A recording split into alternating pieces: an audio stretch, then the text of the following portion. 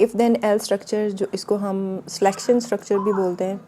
Selection structure मतलब जिसमें से एक कंडीशन लगती है, कंडीशन के बाद चेक किया जाता है और एक ब्लॉक जो है वो एग्जीक्यूट होता है और दूसरा ब्लॉक स्किप हो जाता है। दोनों ब्लॉक्स में से सिर्फ एक ब्लॉक ने एग्जीक्यूट होना होता है। तो वो सिलेक्शन जो है कंडीशन की बेस पे होती है। कंडीशन अगर ट्रू होगी तो ट्रू वाला ब्लॉक चलेगा और अगर फॉल्स होगी तो फ्लॉक वाला ब्लॉक एग्जीक्यूट होगा। इफ़ देन स्ट्रक्चर वीबी में सिंपलेस्ट स्ट्रक्चर है और इसका ये सिंटैक्स है। देखिए सिंटैक्स, इफ़ फिर कंडीशन देन, फिर स्टेटमेंट लिखनी होती है। ये स्टेटमेंट जो है ट्रू के लिए स्टेटमेंट होती है। अगर आपकी ये कंडीशन जो दी हुई है ये ट्रू है तो आपकी ये स्टेटमेंट एग्जीक्यूट होगी और अगर फॉल्स है तो कुछ भी एग्जीक्यूट नहीं होगा और एंड इफ़ हो जाएगा। एंड इफ़ क्या है, ये कीवर्ड है। इसके बाद नेक्स्ट है, इसको एक्सप्लेन किया हुआ है कि इफ़ स्ट्रक्चर क्या होता है। इफ़ कीवर्ड जो है ये इंडिकेट करता है कि यहाँ से इफ़ स्ट्रक्चर स्टार्ट हो गया और कंडीशन जो है ये कोई रिलेशन एक्सप्रेशन होती है जिसको एवेलुएट किया जाता है और आंसर ट्रू या फॉल्स आता है। फिर जो स्टेटमेंट्स हैं ये स्टेटमेंट्स एग्जीक्यूट होती हैं। अगर कंडीशन आपकी ट्रू है तो ये वाली स्टेटमेंट्स एग्जीक्यूट होंगी। ये 1 भी हो सकती है और इससे ज़्यादा भी हो सकती हैं। और एंड पे जब ख़त्म हो जाती है स्टेटमेंट, इसके बाद एंड इफ़ है तो इफ़ स्ट्रक्चर जो है ये इंडिकेट करता है कि यहाँ पे ख़त्म हो गया।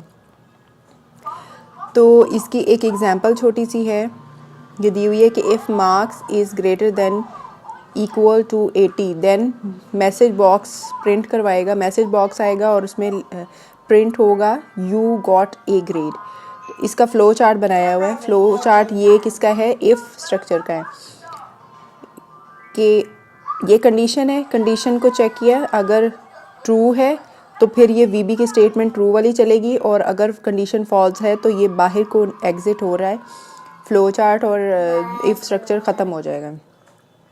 इसके बाद 5.1 प्रोग्राम है।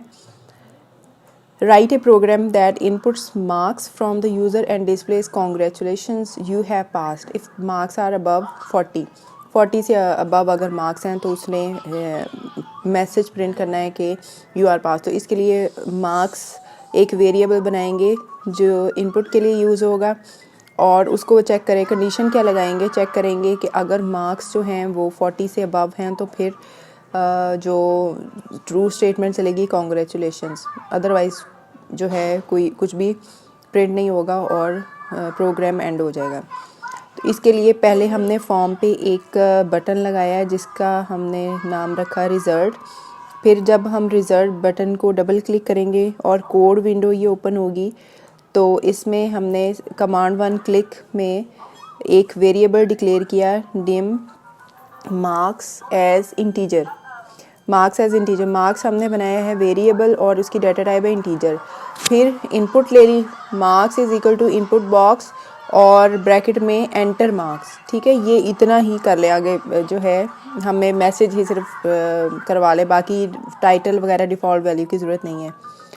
फिर कंडीशन लगाएंगे। इनपुट जब ले ली, हमारे प्रोग्राम में हमने क्या करना होता है, पहले इनपुट लेनी होती है, वेरिएबल डिक्लेयर करना होता है नंबर 1, नंबर 2 इनपुट लेनी होती है, नंबर 3 हमने फार्मूला लगाना होता है और नंबर 4 फिर आउटपुट डिस्प्ले करवानी है। तो हमने वेरिएबल भी बना लिया, सेकंड लाइन में हमने इनपुट भी ले लिए और फिर अब हम फार्मूला लगाएंगे। If marks is greater than 40 then क्या करना है, मैसेज बॉक्स प्रिंट करवाएगा कॉन्ग्रेचुलेशन यू पास। तो ये डबल कॉमा में मैसेज एज इट इज़ आ गया। ये मैसेज बॉक्स का सिंटैक्स है।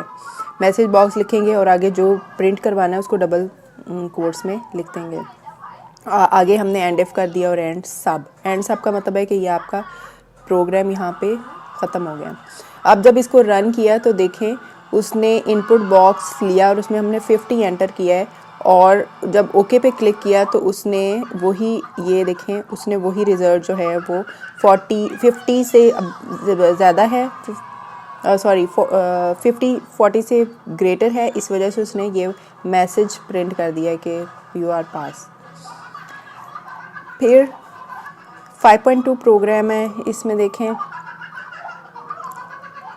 इसमें प्रोग्राम है कि इनपुट इंटीजर्स नंबर्स लेगा, इनपुट लेगा 5 और उसमें से मैक्सिमम और मिनिमम उसने फाइंड आउट करना है। मैक्सिमम कौन सा है और मिनिमम कौन सा है। तो पहले वेरिएबल्स भी हम बनाएंगे, कितने हमने बनाए, A B C D E, और उसके बाद फिर हमने मैक्स और मिनिमम ये 2 इंटीजर्स बना लिए। पहले हम 5 variables A B C D E उनको हमने इनपुट बॉक्स के थ्रू हमने इनपुट ली, उसके बाद मैक्सिमम मिनिमम को हमने A असाइन कर दिया वैल्यू, और फिर इफ़ कंडीशन लगा दी, if B is less than minimum then minimum B है, if C is less than minimum then minimum is equal to C। ये फार्मूला है मिनिमम और मैक्सिमम निकालने का। इसी तरह से D E उसके लिए करना है, फिर B को करना है, B इज़ मैक्सिमम, फिर मैक्सिमम के लिए B is greater than maximum is equal to B, C is greater than max then max is equal to C। इस तरह से D E का करके फिर प्रिंट करवा देना है मैक्स को और फिर प्रिंट करवा देना है मिनिमम को। ये जो एंड एन